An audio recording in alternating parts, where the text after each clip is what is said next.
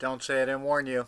You are being watched. The government has a secret system, a machine that spies on you every hour of every day. An omnipresent video surveillance network. The Shuiliang or Sharp Eyes project aims to extend and integrate video surveillance from cities into villages and from roads into residential compounds.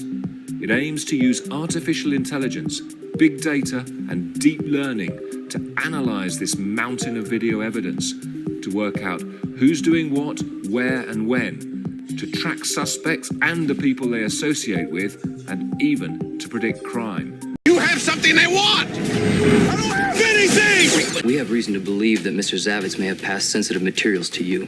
No, he didn't pass me anything. How did you happen to be at Ruby's today? Let's get into his life.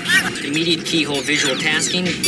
Target is on 21. Don't do. These cameras are looking at a road junction, and they're identifying everything that's passing through. They're looking at cars, reading the number plates, and they're looking at pedestrians, classifying pedestrians according to their age, their gender, what kind of clothes they're wearing, even what kind of hairstyles they have.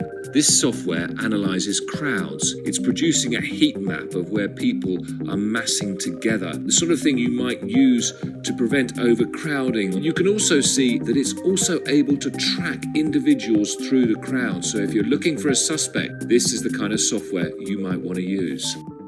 Here we can see two cameras picking faces out of the crowd, comparing those faces to a national database of suspects, of wanted men and women. The police then look at the matches that are flagged and see whether they think that's someone they're looking for. They can then swoop in to potentially arrest or question the person that the cameras have identified.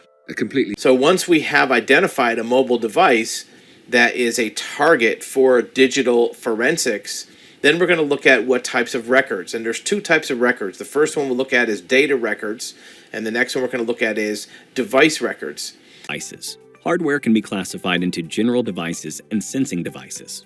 The general devices are the main components of the data hub and information exchange. They are connected either by wired or wireless interfaces. Home appliances are a classic example of such devices. The sensing devices, on the other hand, include sensors and actuators. They measure the temperature, humidity, light intensity, and other parameters. These IoT devices are connected to the network with the help of gateways. These gateways, or processing nodes, process the information collected from the sensors and transfer it to the cloud. The cloud acts as both the storage and processing unit. Actions are performed on the collected data for further learning and inferences. Wired and wireless interfaces like Wi-Fi, Bluetooth, Zigbee, GSMs, and so on are used to provide connectivity. To ensure its ubiquity, applications need to support a diverse set of devices and communication protocols, from tiny sensors capable of sensing and reporting the desired factor, to powerful back-end servers that are utilized for data analysis and knowledge extraction. IoT is deployed for smart homes, wearables, watches and bracelets, smart cars, smart farming, smart retail, smart grids, smart city, and smart healthcare. With such a wide spectrum of applications, the future of IT looks more promising than ever before. In 2018, there were about 23 billion connected devices, which was more than double the world population. According to experts, there will be over 80 billion devices by 2025. A different application now. This camera is trained on the face of a truck driver. It's looking at his facial expressions and what he's doing to see whether he's showing any signs of tiredness. If the score rises above a certain level, then he's seen as too tired to drive. His company will be alerted. They'll give him a call and tell him to take a rest.